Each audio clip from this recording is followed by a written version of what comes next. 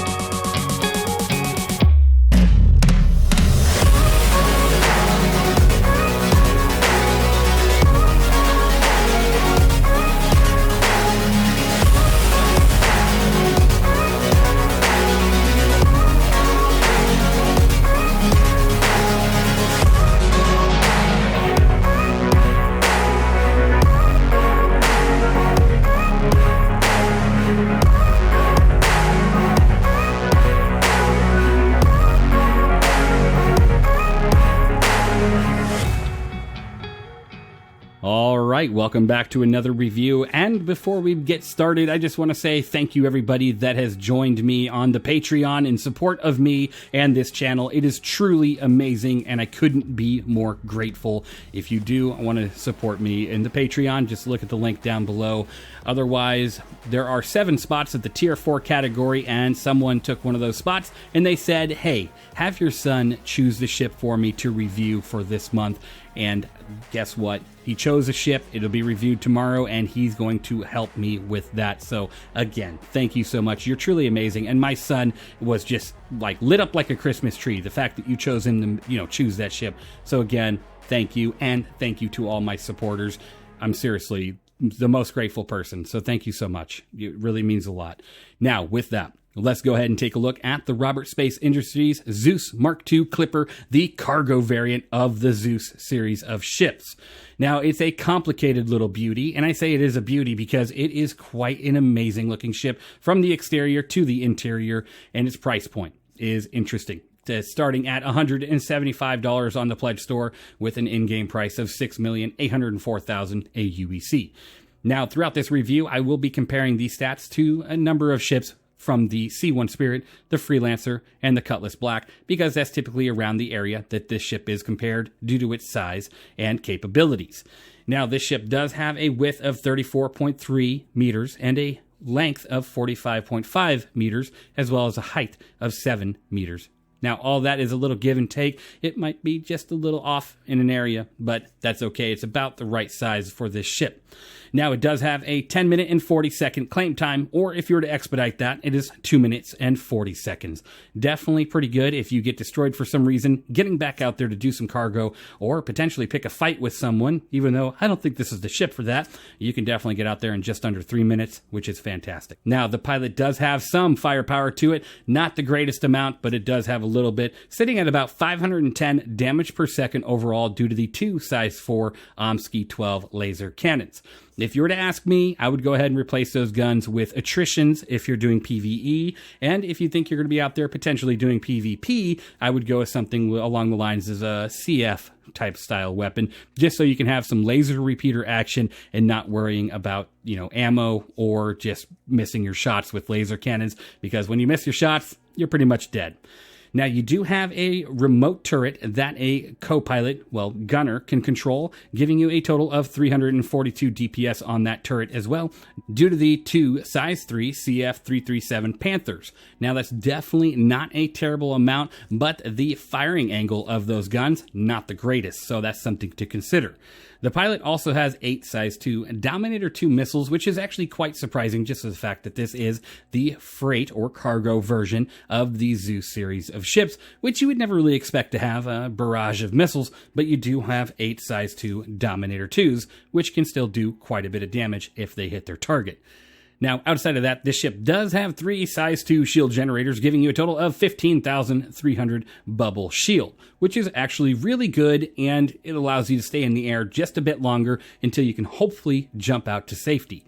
Because if you can't jump out to safety and you lose that shield, you're sitting at 32,000 ship HP, and you might want to think about getting out of that pilot seat and ejecting as soon as you can.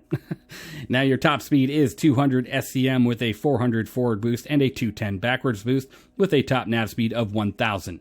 I'm going to say, compared to a lot of the ships that I've already mentioned, this thing is pretty good, but it's just kind of complicated, and that's just due to its cargo grid, which we're going to talk about here in just a second. Now, this ship's pitch yaw roll is a 31, 31, 105 with a boosted 37, 37, 126. I'm going to say its maneuverability is pretty trash in comparison to something like the C1 Spirit, which is just too bad, but it's, sometimes you give up the maneuverability for the beautiful interior that this thing has. Now, the countermeasures, again, not so great, especially for something that wants to defend its cargo that you're hauling around. You have 25 flares and only 10 chaff, which is honestly quite terrible. It's absolutely just terrible. Phenomenal that anybody would build a ship like this and not give it the proper countermeasures, right? At least 50 on the flares. At least, come on. But then you do have a bit more fuel. So they're like, screw the countermeasures. Let's give it more fuel. You have 66.5 SCU of hydrogen fuel and 1.8 SCU of quantum fuel, which is actually pretty decent, allowing you to jump around a bit before you need to refuel. I mean, honestly, you're going to be going to a lot of pads anyways, so you might as well just refuel while you're there, but you won't need to as often due to those tanks. Now, let's talk about that cargo grid. Before we do, let's take a look at the outside of the ship here. You're going to see this ship does have 2 areas to access from the outside if you're on the ground. One of them is right here, which is a ladder. If you were to go ahead and press F there, the ladder would come down and you'll animate all the way up. Now, that's pretty cool. I do love that. In comparison to something like the C1 or the Cutlass Black, that is a just godsend right there. Being able to get in and instantly get to your pilot seat is pretty quick, and I love it. Now, the other way into the ship, which I haphazardly parked here, so it's going to be kind of fun, is through the back ramp here. Now, you do also have an EVA entrance, but again, it's not from the ground, it's EVA. So right here is the ramp entrance, which is where you're going to load all your cargo, which this thing can carry 128 SCU on its cargo grid. Now, I will have to say, that 128 SCU of cargo is going to be very complicated to get to that number just because the grid is very weird. It really is very strange the way the grid is laid out, and it kind of prevents you from ever getting to that 128 point unless you get all the right size boxes in this ship. So it's kind of like, that's why a lot of people choose the C1 Spirit or the Freelancer Max or sometimes the Cutlass Black with a much more limited cargo amount, but it just the ease of loading cargo kind of saves you time sometimes. Now, this ship does have a tractor beam, which will come out of the top area here behind this panel, and when it does, it allows you to load cargo in and out of your ship with a little bit more ease and security from the pilot seat of your ship, well, co-pilot seat. Now, once you're in here, you do have access to a components area, well, multiple component areas on this wall here. You can open up these doors on each side, allowing you access to your components or relay stations. Now, if you go head over here, you do have a nice little weapons locker, allowing you to store 3 assault rifles and 3 handguns, because this ship is a crew of 3. Once you go through this door, this is your habitation area. To your left is where you're going to go ahead and store anything that you need to store in the ship via these 3 lockers here. And then if you turn to your right, you do have 3 beds and a nice little area to set your knickknacks that you find out on your adventures, right? Now, the last time I tried, the bed logging did work, so that's an A+, right? Open up this door here, and you do have a bathroom, allowing you to, use the bathroom when you need to, take a shower, go to the restroom, take care of yourself, right? That's always a good thing to do someday when we get that gameplay. Now, if you walk across the hall, this is where you're going to go ahead and sit down, eat your food, have a drink, wash your hands, just enjoy the moments that you have that isn't in the cockpit area. So it's a nice little area, not as large as the ES variant, but still looks pretty good, minus, some of the floor texture bugs because I'm on Daymar right now. Now, if we make our way up to this area here, this is where that ladder comes in and out of the ship, allowing you easier access. Nice little fire extinguisher here, and behind you, you do have more component access areas as well as an engineering station. So the components are in quite a few easy access areas, which I do enjoy. Now, to the right here, you do have 3 suit lockers because, again, a crew of 3. And behind that, well, not behind it, but across from that is your airlock, allowing you to go ahead and take a nice spacewalk. Or if you were to dock to a station someday with these smaller ships or docking to another ship, this is where you would do that. It's hidden away on the body panel, so it's pretty nice. I do enjoy that.